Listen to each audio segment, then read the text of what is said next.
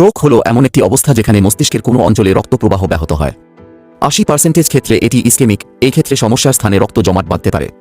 এটি এথেরোস্ক্লেরোসিসের কারণে ঘটে, অথবা রক্ত জমাট বাঁধা হৃৎপিণ্ডের বাম দিক থেকে হতে পারে, বিশেষ করে অ্যাট্রিয়াল ফাইব্রিলেশন রোগীদের ক্ষেত্রে।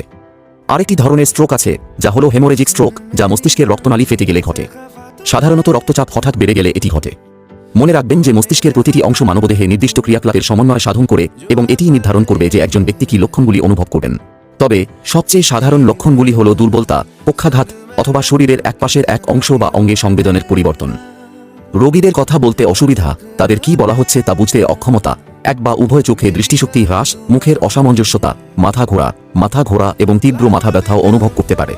অতএব যদি আমরা এই লক্ষণগুলির মধ্যে কোনটির সাথে কারোর মুখোমুখি হই, তাহলে আমাদের দ্রুত পদক্ষেপ নিতে হবে, কারণ প্রতি মিনিটে বেশ কয়েকটি নিউরন মারা যায় এবং এর পরিণতি অপরিবর্তনীয় বা চিকিৎসা করা খুব কঠিন হতে পারে। এই রোগীদের ইসকেমিক নাকি হেমোরেজিক স্ট্রোক তা নির্ধারণের জন্য সিটি স্ক্যান করাতে হবে। ইসকেমিক স্ট্রোকের চিকিৎসা হেমোরেজিক স্ট্রোক হিসেবে করলে যদি এই বিভ্রান্তি থেকে যায়, তাহলে পুরো পরিস্থিতি আরও খারাপ হয়ে যায় এবং এর বিপরীতটিও হতে পারে। ইসকেমিক স্ট্রোকের চিকিৎসার মধ্যে রয়েছে জমাট বাঁধা দ্রবীভূত করা, অন্যদিকে হেমোরেজিক স্ট্রোকের চিকিৎসার মধ্যে রয়েছে রক্তপাত বন্ধ করা। অবশ্যই আমাদের এই রোগ প্রতিরোধ করতে হবে যথাযথ চিকিৎসা প্রদান, উচ্চ রক্তচাপ, অ্যাট্রিয়াল ফাইব্রিলেশন এবং ডায়াবেটিসের পর্যাপ্ত নিয়ন্ত্রণ, অতিরিক্ত ওজন এবং স্থূলতা এড়িয়ে চলা, কোলেস্টেরল গ্রহণ সীমিত করা এবং ধূমপান এবং বসে থাকা জীবনযাপন এড়িয়ে চলার মাধ্যমে।